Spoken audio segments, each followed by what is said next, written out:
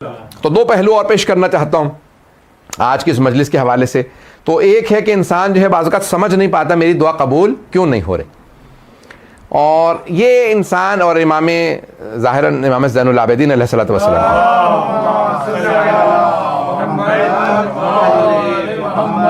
وعجل فرجہم کی حدیث سے آپ فرماتے ہیں کہ اگر انسان اپنی وہ دعائیں دیکھے جو قبول نہیں ہو رہی، ان کا ثواب دیکھ لے روز قیامت کہ مرنے کے بعد پوچھے رہے یہ تو سارے میں نے اعمال کیے ہی نہیں تھے، فرشتوں سے کہے گا بھی غلط تو نہیں تم نے دے دیا نامہ اعمال، یہ میرا نہیں ہے، میری تو نیکیاں اتنی تھی نہیں، یہ اتنا ثواب کا، یہ ان دعاؤں کا ثواب ہے جو قبول نہیں ہوئی تھی، وہ دعائیں جو قبول نہیں ہوئی ان کا اتنا ثواب ہے.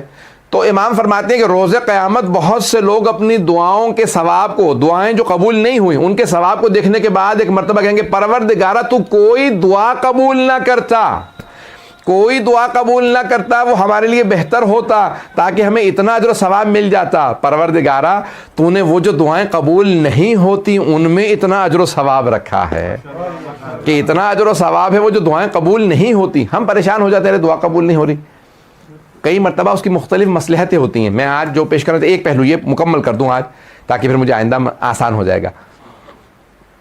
تو کئی وجوہات ہوتی ہیں کہ دعا قبول نہیں ہو رہی ہوتی، چند میں آج پیش کروں گا، چند میں پھر انشاءاللہ آنے والے دنوں میں آنے والی مجالس میں پیش کروں گا. ایک وجہ وہ کہتے ہیں کہ اگر انسان، ایک حدیث نبوی ہے اور یہ مکارم الاخلاق مرحوم طبرسی کی 700 سال پرانی کتاب ہے، رسول اسلام کی سیرت کے اوپر ہے مکارم الاخلاق. تو اس میں فرماتے ہیں کہ حبیب خدا کی حدیث ہے کہ آپ فرماتے ہیں کہ اگر انسان ایک لقمہ حرام کا کھا لے، ایک لقمہ، پورا کھانا نہیں، صرف ایک لقمہ حرام کا کھا لے تو 40 دن تک دعا قبول نہیں ہوتی، 40 دن تک دعا قبول نہیں ہوتی.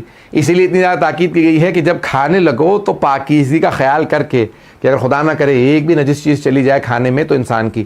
اب یہاں علماء نے جو بحث کی ہے وہ یہ ہے کہ حدیث تو نبوی یعنی رسول اسلام صلی اللہ علیہ وسلم کی حدیث ہے کہ 40 دن دعا قبول نہیں ہوتی. بحث علماء نے یہ کی ہے کہ کس صورت میں دعا قبول نہیں ہوتی.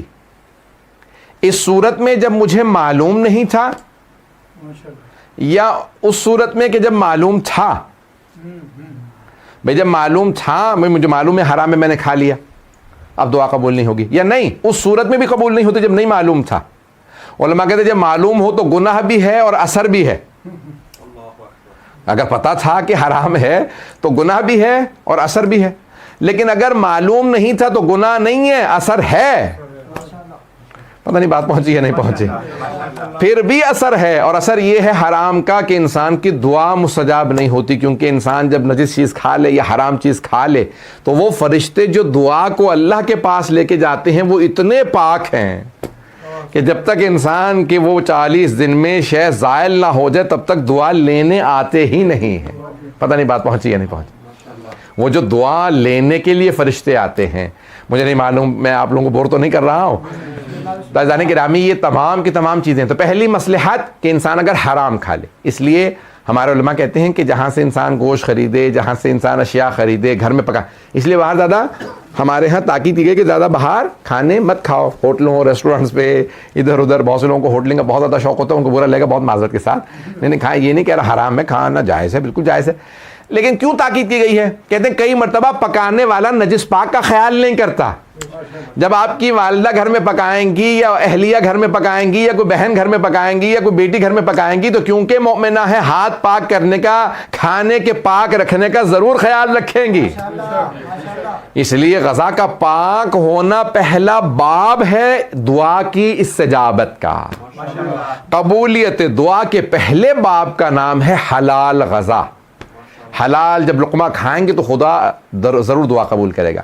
تو پہلی ہے شے جو دعا کے قبول کے باعث بنتی ہے وہ ہے حلال رزق. دوسرا اگر سننا چاہیں، یہ ایک پہلو ہے، میں انشاءاللہ وقت میں کوشش کروں گا تمام کروں، کہ دوسرا جو اسی بات سے کہ بھئی کیوں دعا قبول نہیں ہوتی، تو بڑے بڑے بزرگ علماء نے لکھا ہے کہ صلہ رحم جو چھوڑ دے اس کی دعا قبول نہیں ہوتی. جو خونی رشتہ داروں سے قطع تعلق کر لے اس کی دعا قبول نہیں ہوتی. اب خونی رشتہ داروں میں کون کون آ جاتے ہیں؟ میں جلدی گنوا دیتا ہوں. بہت سے لوگ کہہ رہے ہیں کہ میں مولانا کئی مرتبہ میں تو خود ہی خطبے میں نہیں آتا، نماز ہی میں آتا ہوں. ابھی کیوں؟ کہا کہ خطبے میں آئیں گے تو کان میں بات پڑ جائے گی، پھر عمل کرنا پڑے گا. تو اس لیے ہم آتے ہی نہیں، خطبے میں صرف نماز پڑھ لیتے ہیں کہ بھئی جمعہ پڑھو، انسان کو خطبہ کون سنے اس کے اندر پھر بے وجہ ان پہ عمل بھی کرنا پڑے گا. تو کہ نہیں، ایسا نہیں ہونا چاہیے. مومن وہ ہے کہ جو چاہتا ہے، قرآن کی آیت ہے کہ یتبعون، یعنی جو احسن قول کو، اچھے قول کو سنیں اور اس پہ عمل کریں. مومن وہ ہوتا ہے کہ جو اچھی بات کو سن کے اس پہ عمل کرنا چاہے. تو اب یہاں ایک مصلحت یہ ہے کہ دعا قبول کیوں نہیں ہوتی اس میں کہ جو خونی رشتہ داروں سے قطع تعلق کر لے. خونی رشتہ داروں میں کون کون آ جاتا ہے؟ سگے بہن بھائی، ماں باپ کے سگے بہن بھائی یعنی ماموں، خالہ، پھپھی، چچا، یہ سب خونی رشتہ داروں میں ہیں. اور ان کے بچے. اب یہ خونی رشتہ داروں میں ہیں، کہتے ہیں کہ وہ اتنے زیادہ ہو گئی، یہ سب خونی رشتہ دار ہیں کہ ان سے قطع تعلق نہ کریں. ہمارے ایک استاد کہا کرتے تھے کہ اگر تم نے خاندان والوں سے قطع تعلق کر رکھا ہے تو ہمارے اعمال میں نہ آنا، تمہاری وجہ سے ہماری بھی عبادات قبول نہیں ہوں گی. وہ کہتے ہیں کہ یہاں تک ہے کہ اگر 10 سے جمعی انسان، دعا قبول ہونے کی بھی میں انشاءاللہ پیش کروں گا کہ کیسے دعا قبول ہوتی ہے، لیکن وہ کہتے ہیں کہ بہت بڑا بھی مومنوں کا مجمع ہو تب بھی دعا قبول نہیں ہوتی اگر اس میں قطع رحم والے بیٹھے ہوئے ہوں. اس لیے ہمارے استاد کہتے تھے کہ بھئی آپ بے شک نہ آئیں ہمارے اعمال میں بھی، تاکہ ہماری تو کم از کم اعمال قبول ہو جائیں. تو آپ کی وجہ سے ہماری بھی دعائیں قبول نہیں ہوں گی، ہمارے اعمال بھی قبول نہیں ہوں گے. اب آپ کہیں گے بھئی ارے سب کو گنوا دیا، ماں باپ کو نہیں گنوایا. میں نے جان بوجھ کے ماں باپ کا نام نہیں لیا تھا. میں نے کہا چچا، پھپھی، خالہ، ماموں، سگے بہن بھائی اور ان کے بچے، اور چچا اور جو چچا وغیرہ ہیں ان کے بچے. والدین کو الگ سے، وہ خونی رشتہ داروں میں نہیں، وہ ذوی الحقوق کے اندر سر فہرست ہیں کہ کہتے ہیں سب سے زیادہ ہماری گردنوں پہ حق ہے اللہ، رسول اور امام کے بعد تو ہمارے ماں باپ کا. سب سے زیادہ حق اللہ، کیونکہ البتہ اللہ، رسول اور امام کے بعد، کیونکہ اگر امام سے ان کی بات ٹکرا جائے تو اللہ نے قرآن کریم میں کہا فلا تطیعہما، تو ماں باپ کی اطاعت نہ کرنا. لیکن کہیں نہیں آیا کہ نبی کی اطاعت نہ کرنا، امام کی اطاعت نہ کرنا. ہر حالت میں اللہ کی، نبی کی اور امام کی اطاعت کرنی ہے. کہیں نہیں انسان کہہ سکتا بھئی یہاں پہ میں معاذ اللہ امام کی اطاعت سے خارج ہوں. کسی بھی جگہ انسان خارج نہیں ہے. آپ جب بھی کچھ بھی کر رہے ہیں تو ہر جگہ پہ امام کی اطاعت ضروری ہے. لیکن کہیں ایسا ہو سکتا ہے کہ ماں باپ کی اطاعت نہ ہو، جہاں پہ بھی اللہ، رسول اور امام کے حکم سے ٹکرا جائے تو وہاں ان کی اطاعت نہیں کی جائے گی. پتہ نہیں بات پہنچی یا نہیں پہنچی. مثال کے طور پہ ماں باپ کہتے ہیں نماز نہ پڑھو، یہ نہیں چھوڑ سکتے نماز، چاہے والدین کہہ دیں، کیونکہ اللہ کے حکم سے ٹکرا رہی ہے بات. نبی کے حکم سے یا امام کے حکم سے ٹکرائے تو پھر ماں باپ کی اطاعت واجب نہیں ہے. اطاعت واجب نہیں ہے لیکن گستاخی پھر بھی نہیں کر سکتے، گستاخی پھر بھی نہیں کر سکتے. تو اب ماں باپ ذوی الحقوق کے اندر آ جاتے ہیں، تو جن سے انسان اگر قطع تعلق کر لے تو دعا قبول نہیں ہوتی.